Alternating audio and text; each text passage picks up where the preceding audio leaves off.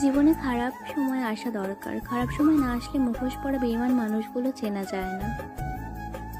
মানুষের খারাপ সময় সারা জীবন থাকে না, কিন্তু খারাপ সময় যারা খারাপ ব্যবহার করে তারা সারা জীবন মনে রয়ে যায়।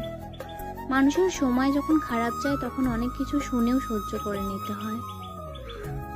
সব কথা হজম করতে শিখুন, এটা আপনাকে জিততে সাহায্য করবে।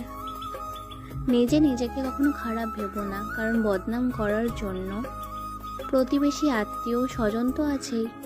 অন্যের কাছে মূল্যহীন হয়ে যাওয়ার আগে মূল্য নিয়ে ফিরে আসুন। সাময়িক যন্ত্রণা অনুভব করলেও এটা অনেক সম্মানের। জীবন হলো পেন্সিলে আঁকা এক ছবির নাম, যার যে কোনো অংশ রাবার দিয়ে মুছে ফেলানো যায়। শুধু সেই মানুষটিকেই বিশ্বাস করো যে তোমার হাসির পিছনে দুঃখ, রাগের পিছনে ভালোবাসা এবং নীরবতার পিছনের কারণ বুঝতে পারে। কেউ যদি আপনাকে মূল্যায়ন না করে তাহলে তাকে এড়িয়ে চলুন। এটা আপনার অহংকার নয়, এটা আপনার আত্মসম্মান। কথা লাগিয়ে যারা আনন্দ পায় তারা কখনো আনন্দে থাকে না, তারা সারা জীবন ভিতরে ভিতরে জ্বলে। নীরবতাই এক ধরনের অভিযোগ, যা বোঝার ক্ষমতা সবার থাকে না।